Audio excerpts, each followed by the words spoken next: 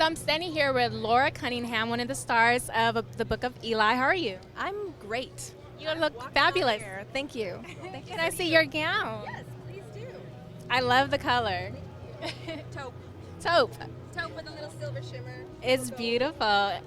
So I wanted to talk to you about your character in the film. Tell us a little bit about your role. I am a cannibal, and I will do whatever it takes to get my next meal. Straight to it. Just That's it. So I will use my sexuality. I will use somebody's sympathies, whatever I can to get that next victim over so the guys can jump out and kill him and we can have dinner. Now, do you feel as though your character has any type of goodness in their heart, that this is more so survival tactic, or is she just pure, hey, I got to do what I got to do? This is survival. She's also sick. She has what is in cows called mad cow's disease, but in humans it's called kuru, and you get it from eating the brains of dead people. So Alan and Albert, actually Gary Whitta, the writer, he wrote that the character has a little shake. And I thought, okay, what's that about, right?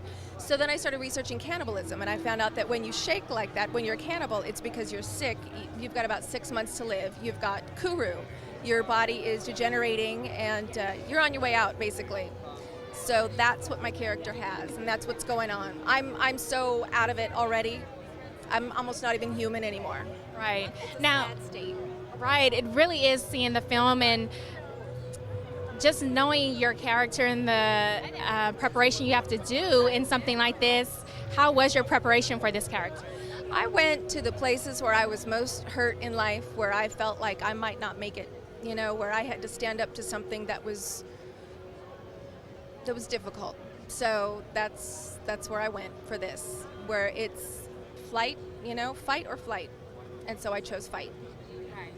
Well, you did a great job, and thank you so I much. can't wait to see it. I have no idea what it even looks like. Well, it's great. I saw it. Thanks. Thank you so much. Okay, enjoy yourself tonight. Nice to meet you too.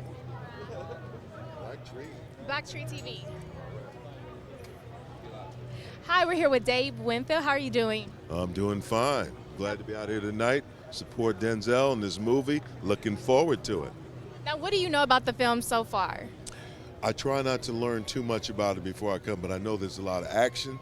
And I remember Denzel and I talked before he went to go do this movie. He had to get himself in shape and ready to do his thing. So I just want to see the end result. Okay, great. Well, and I also wanted to ask you your opinion about steroids being used in you know, the athletics industry. How do you feel about that?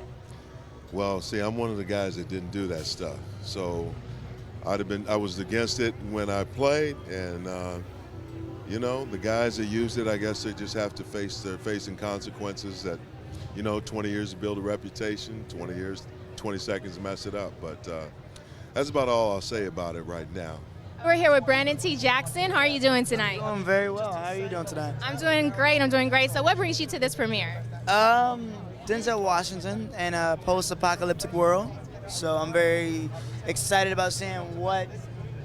Oh, this one is different from the others, right? Well, it's different, but at the same time, I don't really know what it's about. So, you know, I want to know. I'm very excited about discovering it and seeing Denzel kick some ass. Right. Yeah. And I think this movie has done a great job with keeping everything hidden about what the movie is actually about, right? So everyone is really curious to see how Denzel's going to save the world.